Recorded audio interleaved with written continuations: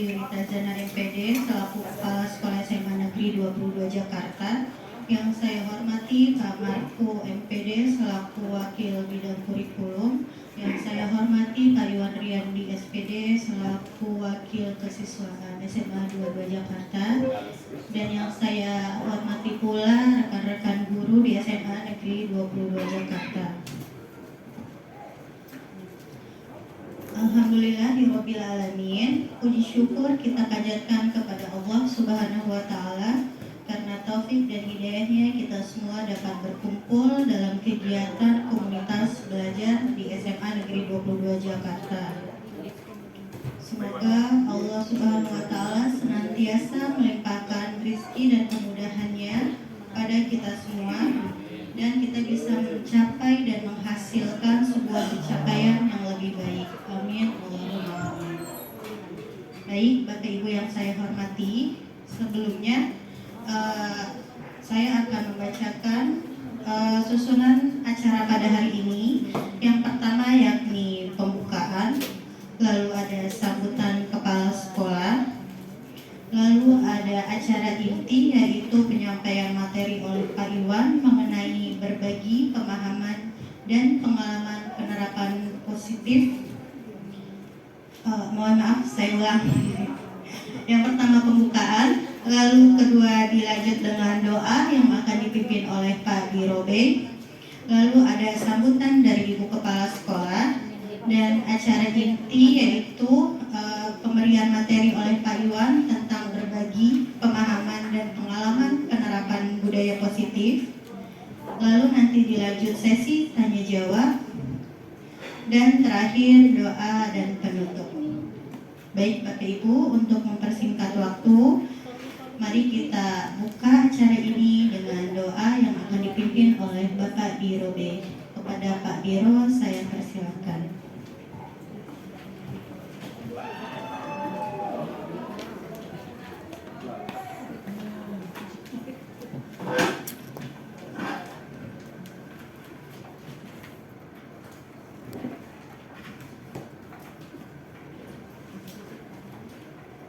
Assalamualaikum warahmatullahi wabarakatuh. Bapak Ibu, bagi yang beragama Islam dipersilakan mengaminkan apa yang saya baca. Bagi yang beragama non-Islam dipersilakan berdoa menurut agama dan kepercayaan yang masing-masing. A'udzubillahi minasyaitonirrajim. Bismillahirrahmanirrahim. Alhamdulillahirabbil alamin. Hamdan syakirin hamdan na'imin hamdihi wa fil 'ama wa yukafi masjidihi ya rabbana wa lakal hamdu kama yanbaghi li jalali wajhika karim wa li 'azimi sultanik.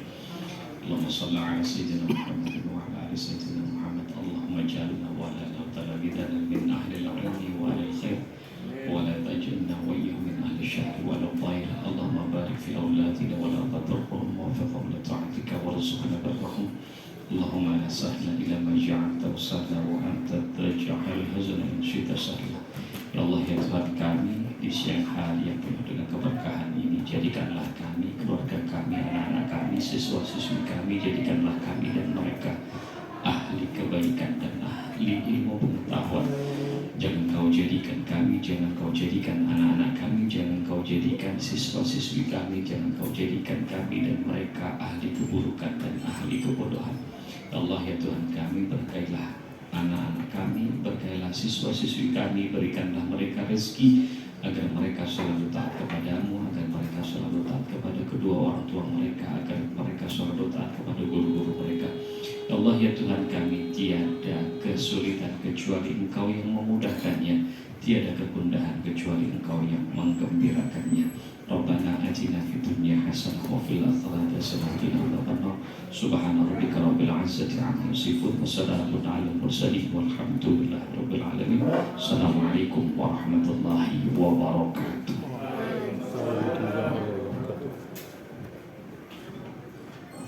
Baik, terima kasih kepada Pak Dirobe telah membantu untuk doa pembukaan. Lalu selanjutnya sambutan dari Ibu Kepala Sekolah kepada Ibu Yunita Zana, saya persilakan.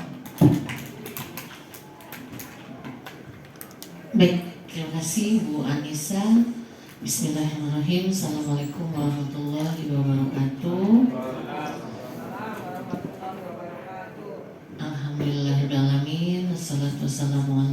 asyrafil anbiya wal mursalin wa ala alihi wa ashabihi ajma'in amma ba'du.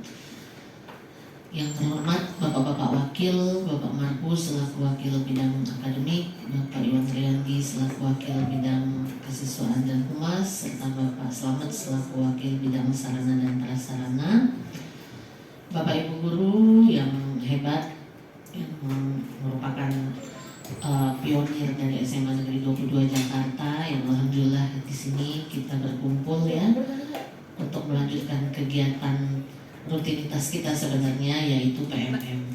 Harusnya ada di depan di sini juga ada Ibu Ketua dari Komunitas Belajar SMA Negeri 22 Jakarta. Bangkunya masih ada satu sebenarnya Bu. Biar fotonya bagus. Iya. Oke, baik.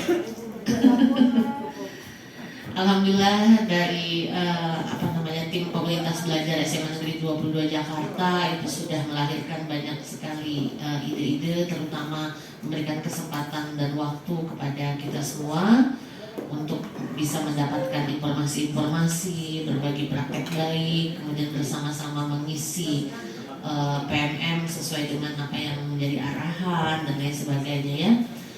Lalu kita sekarang sebentar lagi akan masuki bulan September, yang mana itu sudah menjadi bagian dari kegiatan observasi kelas. Ya, jadi dipersiapkan. Nah, ada yang kurang pada semester lalu, yaitu kemarin kita tidak melaksanakan praobservasi, harusnya ada gitu ya. Tapi karena memang terjadwal dari tanggal 23 sampai tanggal 27 September 2024 itu adalah dimulainya kegiatan observasi kelas. Sepertinya kalau mau kita nanti adakan praobservasi, karena mepet di waktu itu tadi berkoordinasi dengan Pak Marpu ya, mepet dengan waktu kita UTS seperti itu ya. Tapi apapun itu, kita sudah pernah mendapatkan satu semester, kita juga sudah kemarin melihat seperti apa keriuhannya gitu kan ya. Ada juga yang memang belum berubah, termasuk dari data-data kepegawaian kita yang mungkin perlu nanti untuk sangat perlu sekali bahkan untuk diperbaiki ya. Nah, tapi itu belum juga.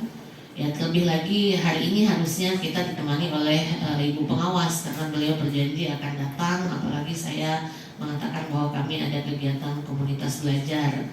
Tapi ternyata tadi stop di SMA 11. Nah, jadi katanya udah dari SMA 11 udah dulu deh, katanya nanti lanjut lagi pada hari yang berikutnya. Oke. Selain saya mengundang juga karena kebetulan kita ada kombel juga, beliau memantau mengenai akhir tanggal 31 Agustus ini adalah akhir dari pengaktifan ya komunitas Dapodik terkait dengan akun belajar siswa ya, yang ternyata sampai kemarin sore itu baru 270, belum direkap yang kelas 10-nya.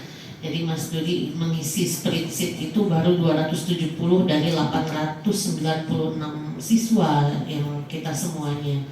Dan ternyata harus juga diinstruksikan, karena saya ingat sekali saya sudah minta tolong Bu Siska di tanggal 21 Agustus untuk menyelesaikan ini, tapi ternyata sampai kemarin belum, dan saya ternyata harus ditelepon oleh Pak Mulyadi dari Kasudin bahwa SMA 22 itu urusan akun belajar ID-nya belum kelar. Ya memang persoalannya adalah apalagi dengan anak-anak yang dari mutasi ya, itu agak kesulitan. Ya entah ini benar atau salah, tapi ya memang diminta dari kementerian adalah yang penting diaktifkan dulu. Karena kalau belum diaktifkan itu masih merah, tapi kalau sudah diaktifkan semua sesuai dengan jumlah siswa yang ada di Dapodik, itu sudah aman seperti itu ya. Oke, baik, berikutnya hari ini juga rekan kita Bapak Iwan Riyandi akan berbagi praktek baik untuk kita bersama, juga sedang melaksanakan kegiatan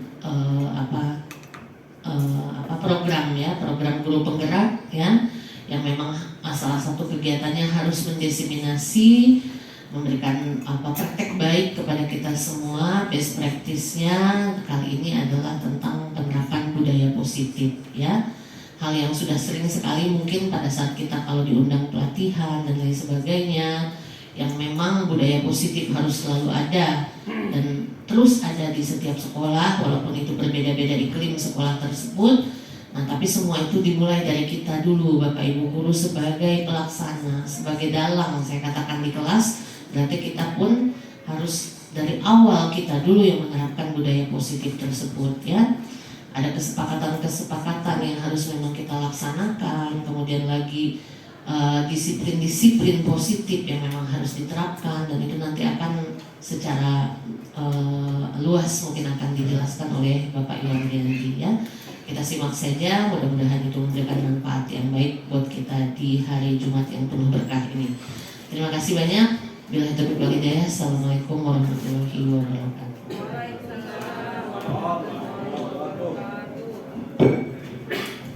Terima kasih kepada Ibu Yunuzana atas sambutannya. Baik Bapak Ibu, kita masuk ke acara inti, yakni materi untuk berbagi pemahaman dan pengalaman penerapan budaya positif yang akan disampaikan oleh Pak Iwan Riyadi. Kepadanya saya persilakan.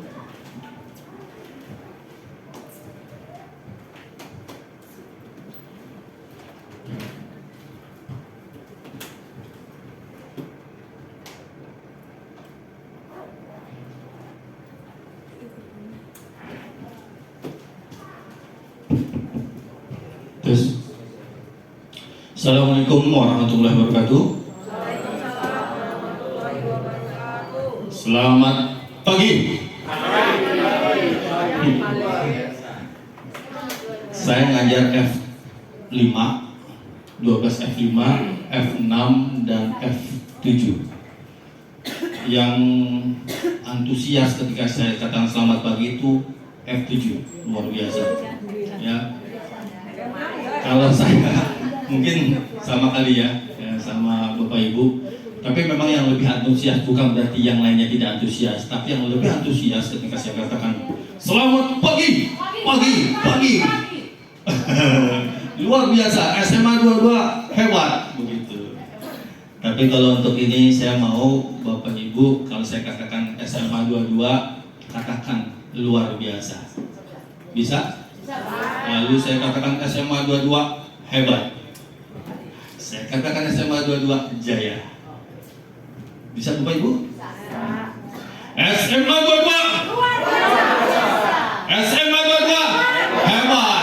SMA 22 jaya. Tepuk tangan buat kita semua. Luar biasa. Ya, alhamdulillah. Yang saya hormati Ibu Yunita Jana selaku Kepala Sekolah SMA 22 Jakarta. Yang saya hormati Bapak Marfuk selaku Wakil Kepala Sekolah Bidang Akademik. Yang saya hormati Bapak Slamet selaku Wakil Kepala Sekolah Bidang Sarana dan Prasarana. Yang saya hormati Bapak Ibu sekalian yang hebat dan luar biasa. Alhamdulillah segala puji bagi Allah Rabbul Alam yang hari ini kita masih diberikan segala kenikmatannya sehingga kita bisa hadir dalam keadaan sehat walafiat dan bahagia. Ya, yang pura-pura bahagia, tapi bahagia beneran ya, mudah-mudahan ya Bapak Ibu. Amin amin ya rabbal alamin. Bapak Ibu sekalian, saya akan melakukan diseminasi budaya positif. Ini adalah tugas kami, tugas saya sebagai CGP Angkatan 11 yang mungkin atau pernah dilakukan oleh Bapak Marfu dan bukan Bapak Marfu, Pak Muabi ya, Pak Muabi, Pak Marfu dan Bu Sondang ya, tugasnya sama Bapak Ibu. Jadi jangan bosan ya Bapak Ibu ya, 3 kali sudah disampaikan. Dan saya hanya sekedar mengingatkan kembali ya berkaitan dengan budaya positif. Ya, sebelum mengkerucut kepada budaya positif, kita coba bahas sedikit dulu Bapak Ibu tentang budaya sekolah. Apa itu sebenarnya budaya sekolah? Apakah penting atau tidak? Ya, tapi sebelumnya kita coba pengertian dari budaya sekolah itu dalam Kamus Besar Bahasa Indonesia adalah pikiran, akal budi, adat istiadat, sesuatu mengenai kebudayaan yang sudah berkembang dan sesuatu yang sudah menjadi kebiasaan yang sudah berkembang dan sukar diubah di lingkungan sekolah. Itu pengertian budaya. Dan budaya sekolah itu juga bisa dikatakan sebagai ciri khas dari sekolah.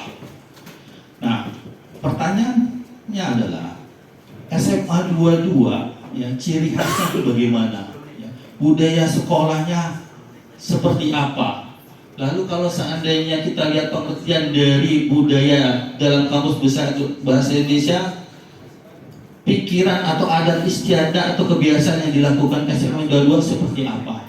Ya, itu tentunya yang tahu adalah kita semua, Bapak Ibu. Pembiasaan atau kebiasaan yang dilakukan di SMA 22 adalah juga merupakan sebuah budaya. Ya, di sini ada kegiatan 3S, lalu juga ada literasi, ada mungkin di sini sholat zuhur berjamaah, lalu kegiatan eskul dan sebagainya. Ini adalah sebuah kebiasaan yang mungkin ya sering kita lakukan dan dijadikan sebuah budaya. Nah, budaya positif di sekolah ialah nilai-nilai, keyakinan-keyakinan dan kebiasaan-kebiasaan di sekolah yang berpihak pada murid agar murid dapat berkembang menjadi pribadi yang kritis, penuh hormat dan bertanggung jawab. Ya, di sini ada nilai-nilai Bapak Ibu, keyakinan-keyakinan dan kebiasaan-kebiasaan. Kalau di luar sana sering kita mendengar bahwa SMA 22 terkenal dengan kedisiplinannya. Nah, kalau seandainya itu menjadi sebuah nilai, itu berarti ada budaya positif. Bapak Ibu, ya benar atau tidak, dan ini ternyata di lapangan, nyata di lapangan ketika saya beberapa kali ke sekolah lain, itu berbeda, ya, berbeda penanganannya terhadap siswa dalam hal mungkin atribut, ya, dalam hal rambut dan sebagainya, itu berbeda dengan SMA 22.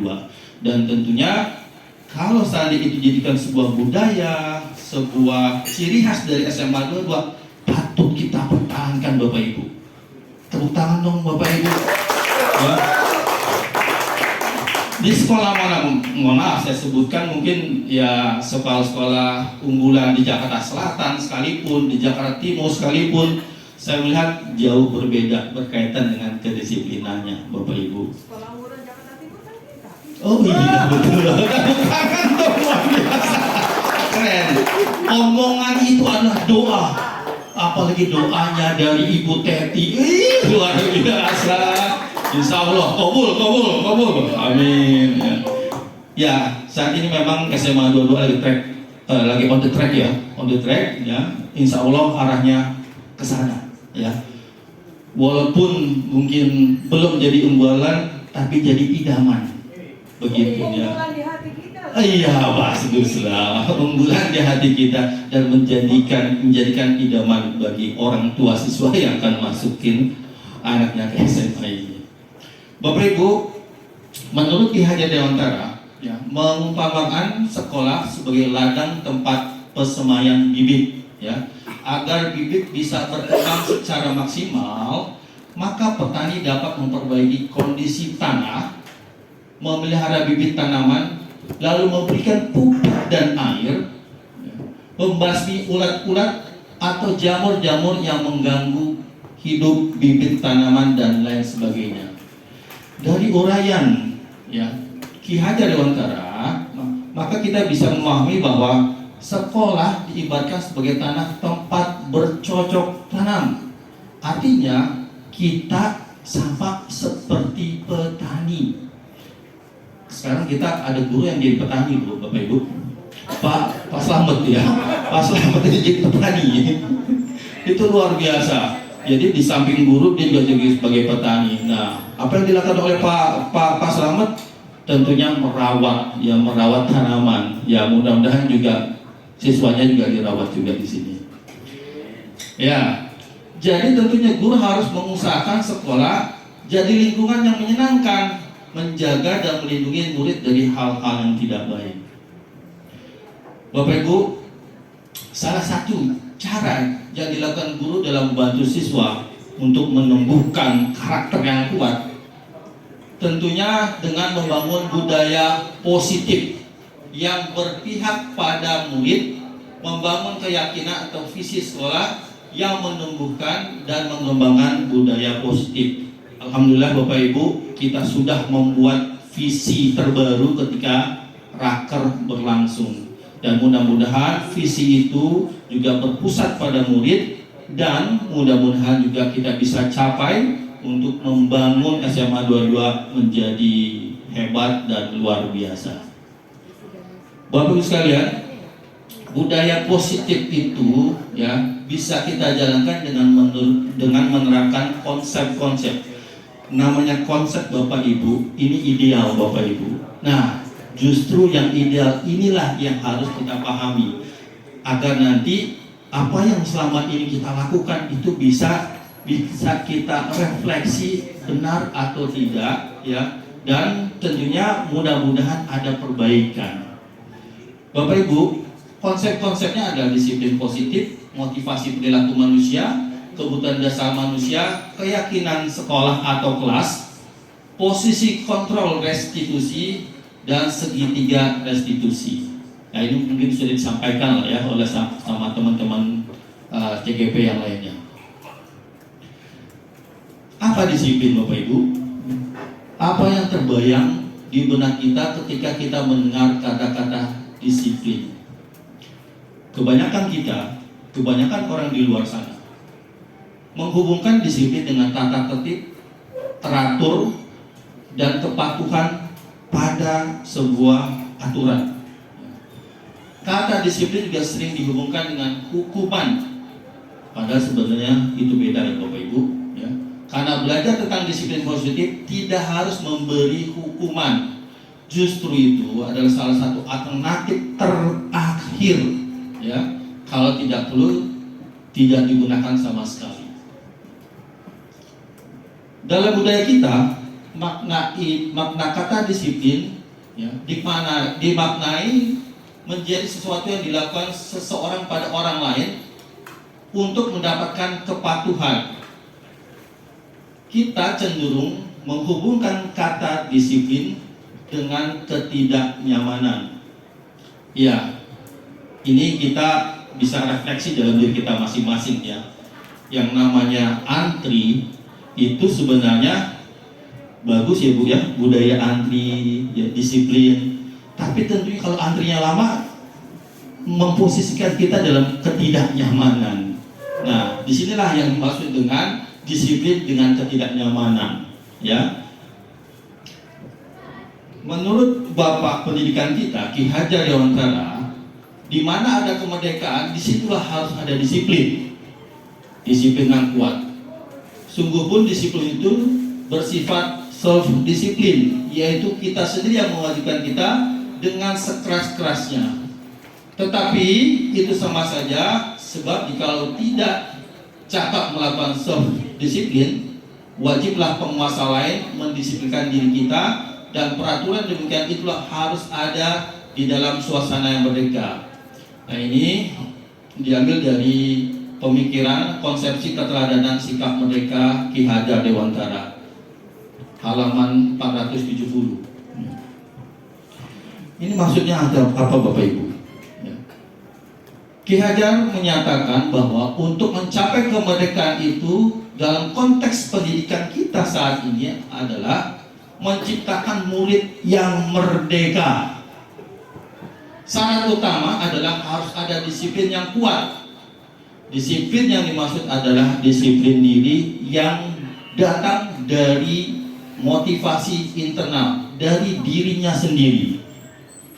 Jika tidak memiliki motivasi internal, maka kita memerlukan pihak lain untuk mendisiplinkan kita, atau motivasi eksternal. Jadi motivasi itu ada, tentunya datangnya dari internal maupun eksternal. Ya. Nah, kita berharap ya bahwa disiplin positif yang akan kita bangun di SMA 22 itu datangnya dari murid itu sendiri.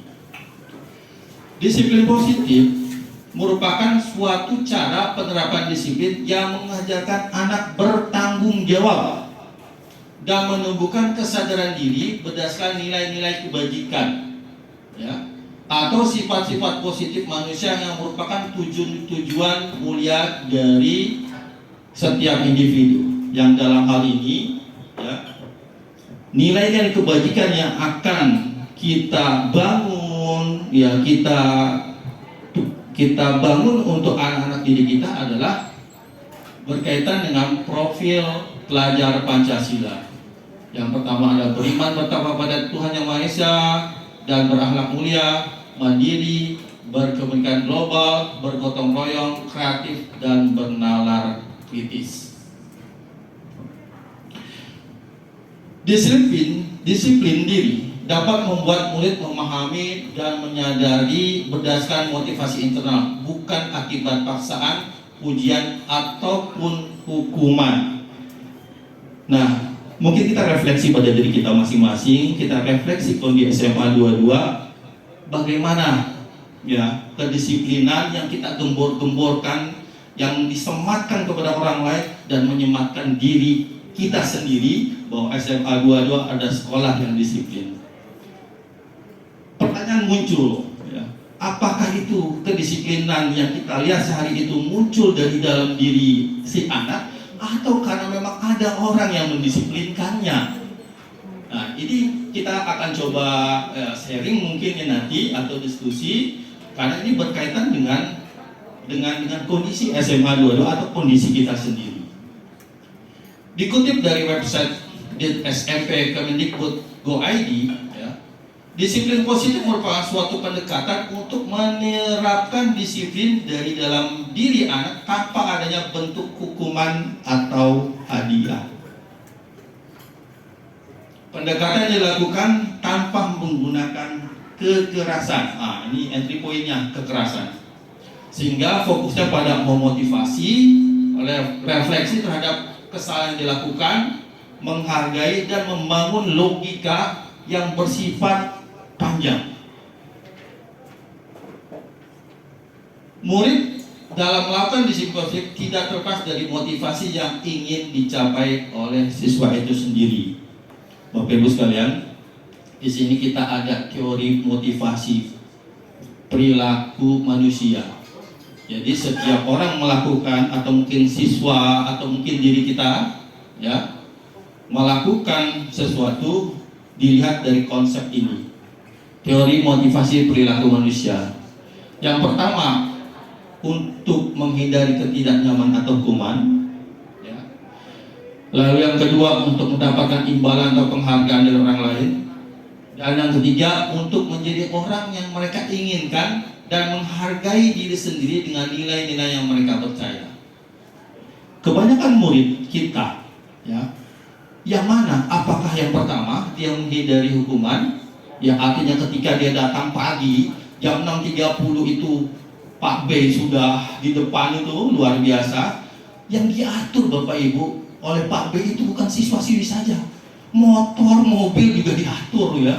Itu tepuk tangan buat Bapak B yang setiap hari menemani putra putri kita, luar biasa, ya.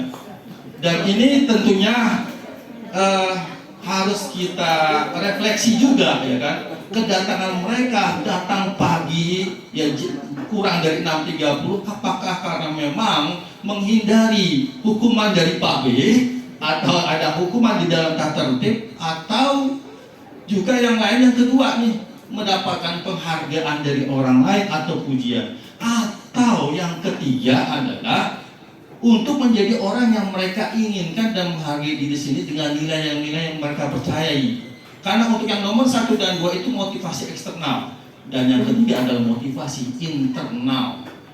Dan kita berharap, ya kita berprasangka baik, dan kita harus dorong sepenuhnya ketertiban siswa-siswi kita itu berasal dari dalam, ya, dari motivasi internal. Bapak Ibu, kita sering menangani siswa, ya, terutama Bapak Ibu wali kelas, ya, lalu BK, mungkin ke siswa atau mungkin semua kita lah, menangani kasus-kasus, ya, menangani permasalahan-permasalahan murid yang begitu banyak. Di tengah-tengah kesibukan kita masih tetap berempati, bersimpati, berempati, mendengarkan, ya. Tadi pagi saya dapat informasi dari Pak Rizky, ada orang tua yang curhat, ya, dan itu tentunya sesuatu yang memang wajar, ya, karena memang kita adalah wali kelas, ya.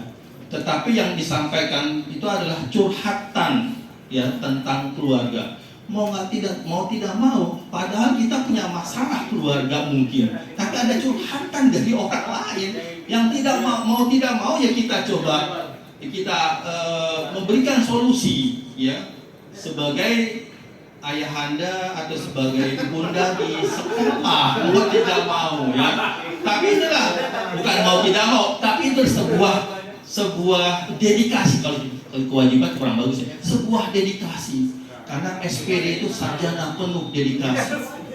Itu tuh SPD, apalagi MPD. Wow.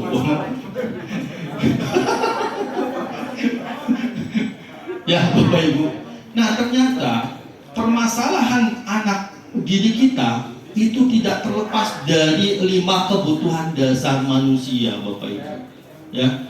Yang pertama adalah kebutuhan bertahan hidup. Yang kedua, kasih sayang dan rasa diterima. Lalu yang ketiga, penguasaan. Yang keempat, kebebasan. Yang kelima adalah kesenangan. Jadi kalau seandainya siswa melakukan sebuah tindakan, maka tentunya biasanya bisa langsung dikaitkan dengan 5 kebutuhan dasar manusia ini, Bapak Ibu. Ya. Contoh misalnya ketika belajar anak itu ngantuk, ya. Ngantuk itu kan bisa jadi banyak, ya, bisa jadi banyak sebabnya, ya. Karena bisa jadi dia belum sarapan, ya. Kenapa belum sarapan? Karena nggak ada yang bisa dimakan. Nah, itu adalah kebutuhan dasar. Atau mungkin kita lagi belajar, lagi enak-enak belajar, ada yang usil, ya, ada yang mungkin nyolek-nyolek temennya. Mungkin bisa jadi kenapa dia nyolek-nyolek temennya? Karena mungkin bisa jadi ada kepuasan, ada kesenangan ketika dia nyolek-nyolek, ya kan? Ya. Atau mungkin misalnya dia merasa kesepian, butuh kasih sayang, ya, makanya dia selalu mencari perhatian kepada siswa yang lain atau mungkin kepada guru-gurunya. Dan ini tentunya harus kita pahami, Bapak Ibu, ya, dan tentunya juga kita harus juga di awal mengetahui latar belakang mereka. Ya, kalau seandainya pertama kita belajar harus ada tes diagnostis, ya, atau mungkin pengenalan awal itu penting banget. Dan saya sebenarnya mengenal ini pun baru ini, Bapak Ibu, ya, ini ilmu baru, ya, bagi saya, ya. Dan saya sih berharap memang ada sebuah kontinuitas tentang data siswa. Kalau misalnya dari kelas 10 ke kelas 11, oke lah, terpecah.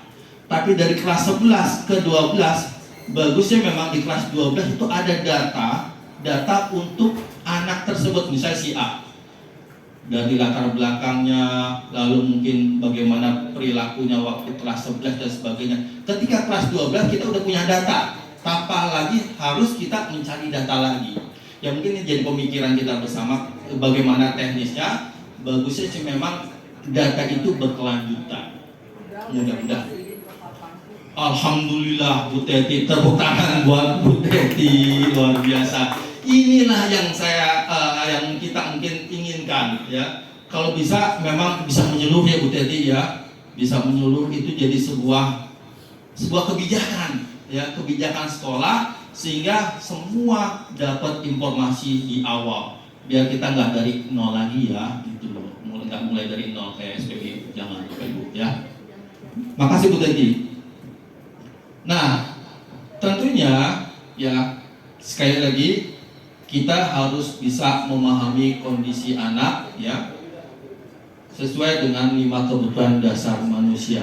Karena ketika kita paham dengan kebutuhan ini, maka kita bisa cari solusi yang terbaik. Kalau seandainya mungkin misalnya dari rumah ya dia terlambat ya, atau mungkin dia tadi saya sampaikan dia tidak makan atau mungkin belum sarapan, mungkin bisa kita komunikasikan kepada orang tuanya, ini kenapa bisa terjadi ya. Kalau bagaimana kalau nggak ada ongkos, bagaimana kalau nggak ada uang jajan, apakah harus wali kelas? Kan tentu tidak Bapak Ibu ya. Kalau sekali-kali, saya yakin Bapak Ibu wali kelas di sini itu luar biasa baiknya, luar biasa, dan tanpa harus disebutkan siapa-siapanya, saya yakin wali kelas di SMA 2 tuh hebat. Tepuk tangan dong Bapak Ibu. Luar biasa. Sedih kalau misalnya saya mendengar ini ya. Tapi bisa juga buat sebuah terobosan ya. Dulu pernah ada terobosan yang kita buat dana abadi ya. Nah sebenarnya bisa jadi di dana abadi untuk mereka-mereka yang membutuhkan itu. Jangan sampai terulang lagi kisah tragedi kemanusiaan ya.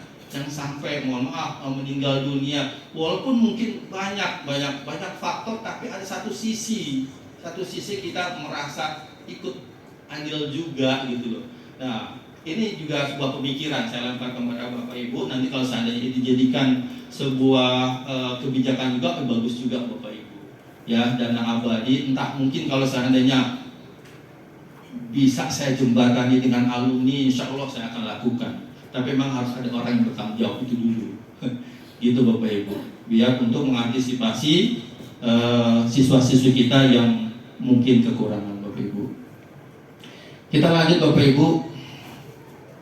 Nah, tentunya kita akan lebih mengkerucut lagi Bapak Ibu ya, untuk budaya positif ini ya langsung tertuju kepada keyakinan kelas dan peraturan kelas ya. Artinya di ujung tombak untuk budaya positif ini ada sebenarnya di kelas Bapak Ibu. Di kelas kita masing-masing yang kita tentunya membangun sebuah keyakinan kelas ya, atau aturan kelas. Apa perbedaannya? Tentunya saya yakin 100% Bapak Ibu sudah mengetahuinya. Satu langkah untuk menimbulkan kembali disiplin positif tersebut adalah dengan membuat keyakinan kelas pada pembelajaran tatap muka yang mulai berlangsung. Setiap diri kita atau guru ya, saya yakin punya keyakinan kelas atau peraturan kelas masing-masing. Walaupun ada irisan-irisan yang sama, tapi saya yakin pasti ada perbedaan satu atau dua. Ya, contohnya saya itu punya sebuah keyakinan kelas, atau mungkin jatuhnya adalah peraturan kelas. Ketika siswa menguap itu ditutup Bapak Ibu ya. Kenapa? Karena kalau menguap itu wah lebar sekali, pandangan kita agak kurang juga ya. Kalau saya sih sama anak guyonan, kalau seandainya kamu menguap kita kesedot semua ke dalamnya. Nah itulah saya jadikan sebuah keyakinan kelas, atau jatuhnya adalah aturan kelas ya, peraturan kelas. Keyakinan kelas dipilih karena setiap tindakan atau perilaku yang kita lakukan di dalam jelas dapat menunjukkan terciptanya sebuah lingkungan positif. Perilaku warga kelas tersebut menjadi sebuah kebiasaan yang akhirnya terbentuk sebuah budaya positif. Hasil kesepakatan curhat pendapat setiap warga kelas, bukan peraturan yang ditetapkan oleh guru. Walaupun memang ya aturan kelas atau keyakinan kelas itu munculnya dari sang guru, tetapi jangan sampai kita menetapkan A, B, C, D gitu. Tapi bagaimana kita diskusikan, kita urun rembuk ya, biar jadi nanti sebuah kesepakatan. Ya, contoh perbedaan antara peraturan dan keyakinan kelas. Selalu kembalikan buku ke tempatnya. Itu merupakan keyakinan kelas, ada tanggung jawab. Peraturan dilarang mengganggu orang lain. Keyakinan kelasnya adalah menghormati orang lain. Hadir di sekolah 15 menit sebelum pembelajaran dimulai. Keyakinan kelasnya adalah menghormati orang lain. Komitmen pada tujuan. Contoh lain, gunakan masker itu adalah aturan, tapi keyakinan kelasnya adalah kesehatan dan keselamatan. Oke, ini saya yakin Bapak Ibu sudah melakukan ya cara-cara untuk membuat keyakinan kelas. Ya. Nah ini hanya contoh saja Bapak Ibu, sebuah keyakinan kelas yang di kanannya adalah sebuah aturan. Keyakinannya di sini disiplin, religius, peduli lingkungan, toleransi. Nah, kalau di sini ada keyakinan kelasnya adalah disiplin, aturannya adalah atau peraturan kelasnya atau peraturan sekolahnya adalah datang tepat waktu di sekolah, mengerjakan tugas tepat waktu, ya, memakai seragam sesuai dengan jadwal. Nah, itu keyakinan kelas atau sekolah dalam hal kedisiplinan. Contoh ayat misalnya di sini, siswa harus hadir di tempat kelas tepat pada waktunya. Ya, ini sudah menjadi keyakinan dan menjadi aturan. Ya, berperilaku sopan, santun dan saling menghargai satu sama lain. Lanjut Bapak Ibu pada 5 posisi kontrol guru. Ya, ada 5 posisi kontrol guru: penghukum, pembuat rasa bersalah, teman, pemantau, manajer. Nah sebenarnya ini jatuhnya kepada guru ya Bu ya. Walaupun memang sering kita melihat ya berhadapan dengan siswa adalah bagian kesiswaan ya. Walaupun kita juga masuk di dalamnya. Ketika kita berhadapan dengan siswa, posisi kontrol kita di mana? Ya. Tapi tentunya saya yakin juga ketika dalam satu waktu posisi kontrol kita bukan hanya satu, bisa jadi 2, bisa jadi 3. Nah pertanyaan ini pernah saya tanyakan kepada fasilitator, ya kan? Bagaimana ketika kita berhadapan dengan permasalahan dihadapi oleh siswa pada saat itu, posisi kontrol kita di mana? Apakah mungkin 1, bisa jadi 2, bisa jadi 3, tergantung keadaan ya pada saat itu. Ya. Apakah kita di posisi penghukum, pembuat rasa bersalah, teman, pemantau, atau manajer? Pak B, tolong Pak B, minta bantuannya. Kita simulasi sedikit Bapak Ibu. Mohon maaf Pak B sebagai contoh karena Bapak selalu di depan Bapak. Pak, kita mau tahu nih Pak, ya, ketika misalnya ada anak terlambat, ya, oke saya siswanya nih Pak, ya, Bapak, Pak B, utuk, lari terlambat. Apa yang Bapak katakan atau Bapak lakukan? Saya pinggirin dulu Pak. Oke, siap. Kalau mengikuti kegiatan saat itu boleh literasi atau kegiatan keagamaan. Kemudian setelah itu menyanyikan lagu Indonesia Raya. Kemudian kami catat, kemudian kami lihat seberapa banyak pelanggaran yang telah dia lakukan. Lalu kemudian melakukan bahasanya penghukuman atau pembinaan.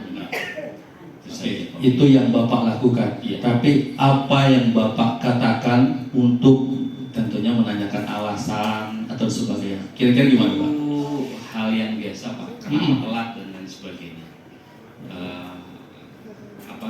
Kita cari tahu kenapa mereka bisa telat. Ya, oke. Pakai komunikasi. Ya, bahasa yang Bapak keluarin. Biasanya natural Pak. Yang natural ya. Misalnya Bapak itu hati, Bapak marahin atau apa? saya tanya rumahnya di mana. Oh, rumahnya di mana? Nah, kemudian saya sindir mana yang lebih dekat antara Bekasi, Depok dengan Utan Kayu dan Kramat Asem. Maka saya bilang lebih dekatan Depok, lebih dekatan Bekasi dibandingkan dengan Kramat Asem. Kemudian saya tanya bangun jam berapa? Setelah bangun jam berapa, pasti mereka akan mengatakan ya begadang, kesiangan dan lain sebagainya. Bangun jam berapa? Karena mereka merasa lebih dekat, bangun jam 6 atau jam 6:15. Itu yang rumah Hutan Kayu, rumah di Kayu Manis, bangun jam 6, 6:15. Atau kadang-kadang sampai pernah 6.30 Pak bangun. Jadi bel sekolah dia baru bangun juga ada. Oke. Gitu. Baru kemudian nanti kita berapa akumulasinya, dari akumulasi itu kemudian kita tetapkan apakah kita tergantung dengan frekuensi keterlambatannya. Oke, gitu. Terima kasih Pak B. Tepuk tangan buat Pak B. Ya, Bu Nisa, sebentar Bu Nisa. Bu Nisa, guru BK, atau Pak Agung, sebentar Pak Agung. Ada dua. Iya makanya kambing-kambing. Pak Agung aja Pak Agung. Ya Pak Agung, Bapak, saya mau nanya Pak Agung.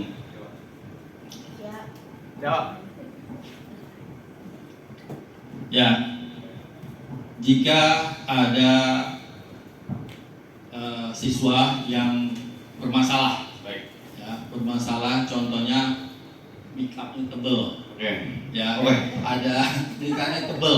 Baik. Kira-kira ketika berhadapan dengan, anggap misalnya si Virgi itu ya, apa yang Bapak katakan? Oke, biasanya sih saya akan alihkan ke BK perempuan, Pak. Oh, BK perempuan.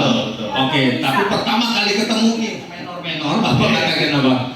Kalau biasanya seperti itu, ya saya tegur Pak secara verbal seperti ini. Itu muka kenapa ya? Kok kayak misalnya seperti tadi kan. Sebenarnya saya ngobrol dulu. Biasanya jangan ngobrol berdua dulu, ya, tidak di tempat umum. Saya ngajak ngobrol, sini saya ngobrol sama kamu. Itu kenapa? Matamu kok kayak ada badai-badainya seperti itu, saya bilang seperti itu. Lambai. Jadi mungkin gitulah.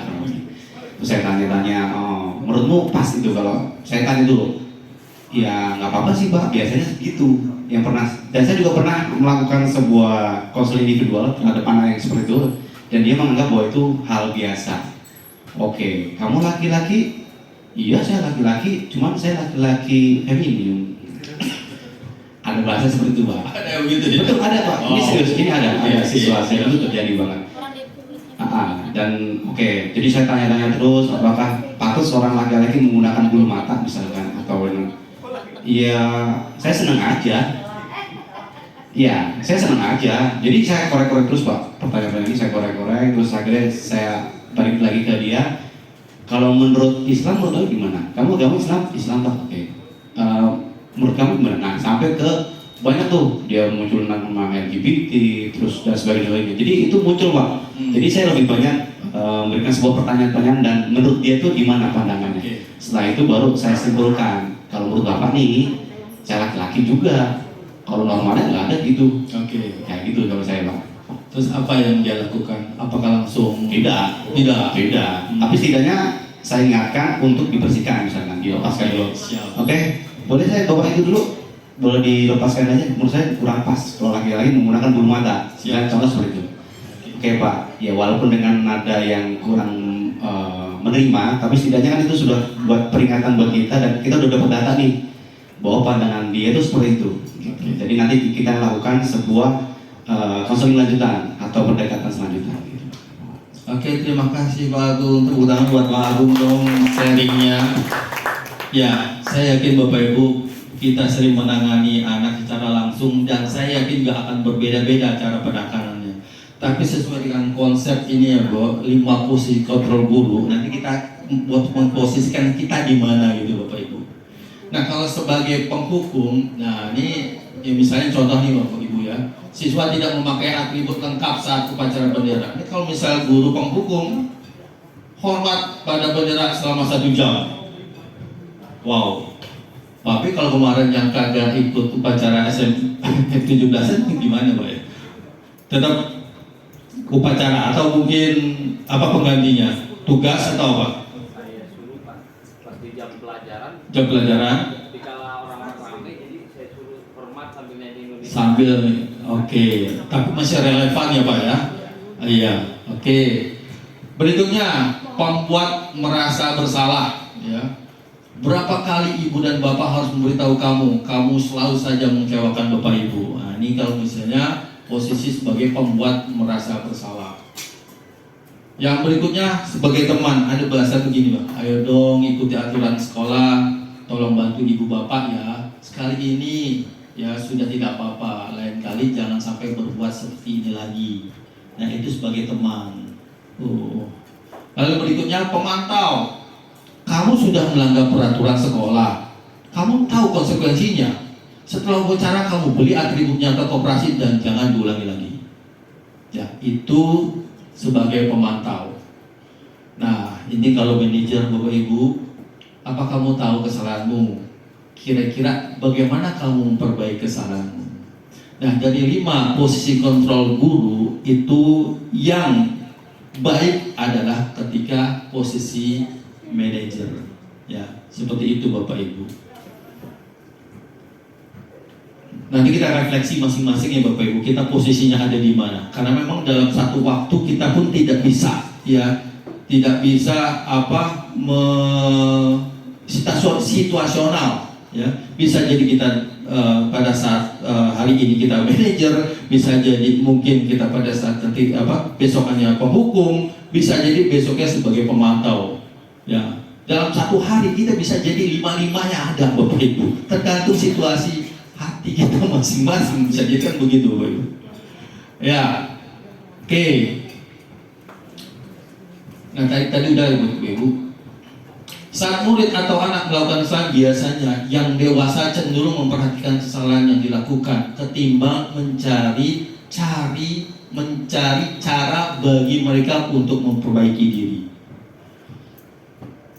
Restitusi, nah kita langsung restitusi dulu. Restitusi adalah proses menciptakan kondisi bagi murid untuk memperbaiki kesalahan mereka, sehingga mereka bisa kembali pada kelompok mereka dengan karakter yang lebih kuat.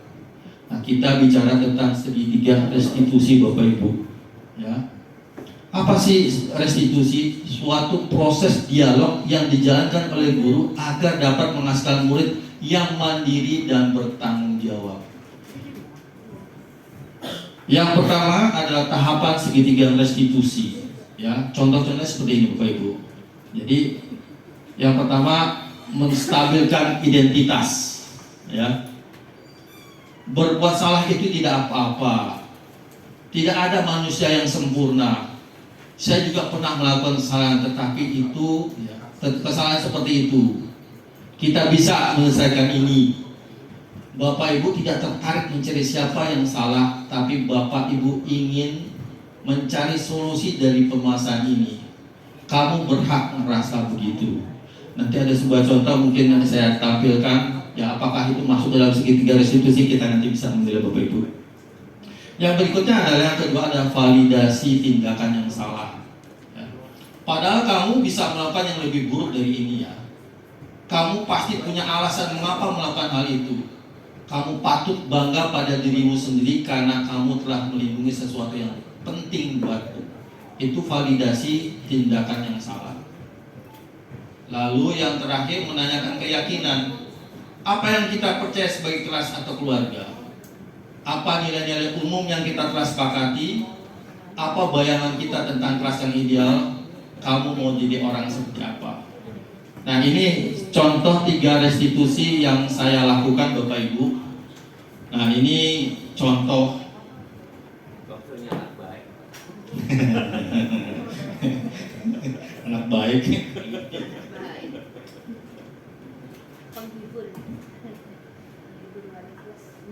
kita mau baik-baik semua, sekolah hubungan. Saya Bapak, alasan kenapa kamu sama Bapak? Karena Bu, iya Pak. Sama Bapak karena ada sesuatu yang berbeda dari apa yang saya Pak? Nah, kembali.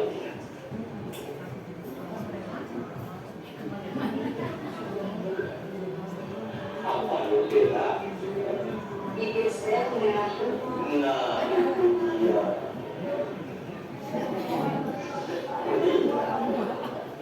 Tapi kan Pak, saya pakai ini supaya saya biar berjamaah. Berarti Pak sama teman yang lain. Itu belum kamu yang berjamaah lain itu? Tapi Pak saya pucat Pak. Sudah dunia wajar kalau misalnya perempuan sudah benar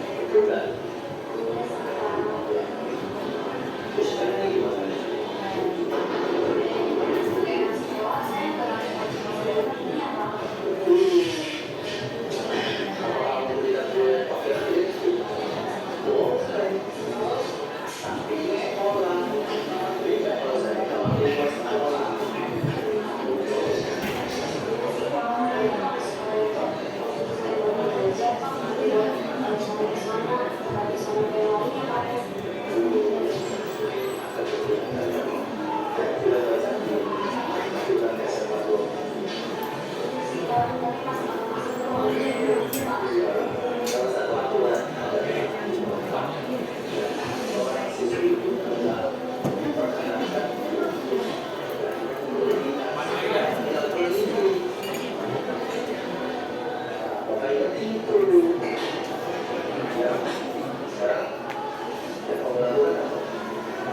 kayaknya mau fokus untuk belajar aja, saya nggak mau berusaha lagi ya Pak. Saya nggak usah lagi ya Pak ya.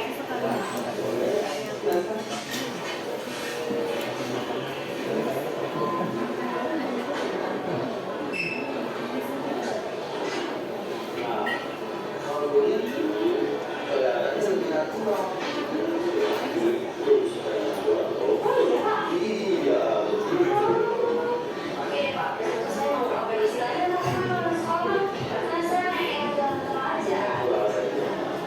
Oke, iya Pak.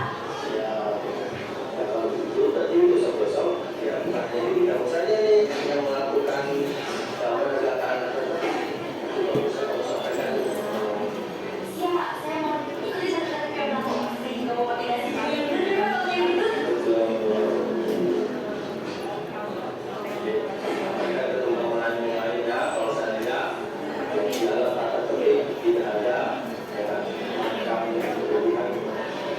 Siap Pak, laksanakan. Sama-sama Pak, terima kasih kembali. Ya, Bapak Ibu. Ya, jadi ini ada simulasi Bapak Ibu. Yang mudah-mudahan jadi inspirasi buat saya pribadi, buat teman-teman juga.